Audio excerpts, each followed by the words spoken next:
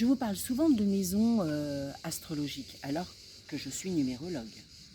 Alors, je vais vous expliquer comment ça marche. La numérologie est basée sur des nombres de 1 à 9.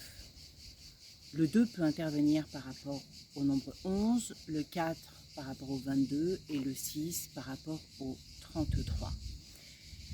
Vous voyez souvent des publications sur l'influence de certaines années personnelles ou alors l'influence d'un jour universel.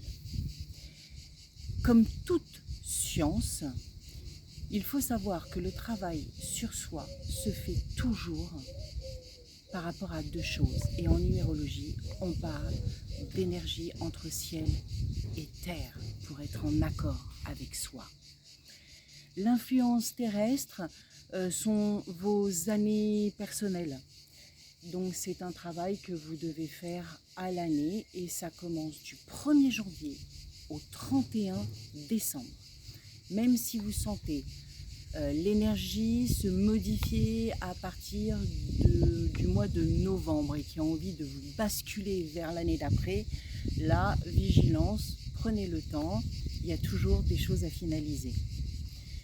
Et l'influence céleste. L'influence céleste, en fin de compte, démarre d'anniversaire à anniversaire. Et elle est régie par les 12 maisons astrologiques. Pour vous donner un détail, est-ce que lire votre signe astrologique à la fin de votre magazine vous suffit? Moi, pas. Alors aujourd'hui, je vais vous donner justement un détail pour faire la différence entre cette énergie terrestre et cette énergie céleste. On va dire que je suis en année 5, l'année 5 où j'ai envie de profiter quand même, de m'amuser, d'avoir cet esprit de liberté, surtout qu'on est au mois de juillet. Donc je programme une sortie avec mes amis pour faire un pique-nique à la plage. Donc là, tous les éléments peuvent être réunis. Donc ça, c'est vraiment l'énergie terrestre. Mais je regarde le ciel et je me dis, ouf, ça commence à se gâter. Et après vérification, la météo m'annonce un orage. Pensez-vous que je vais pouvoir faire ce pique-nique avec mes amis? Pas forcément. Donc pour vous dire que cette influence céleste a quand même une très grande importance.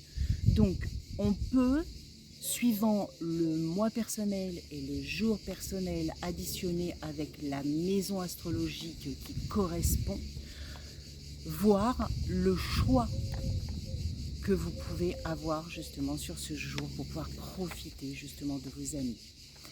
Alors, pour conclure, je vous dirais que la numérologie n'impose pas. Elle est juste là pour vous guider car elle vous laisse votre libre arbitre. Donc, vous restez acteur de votre vie.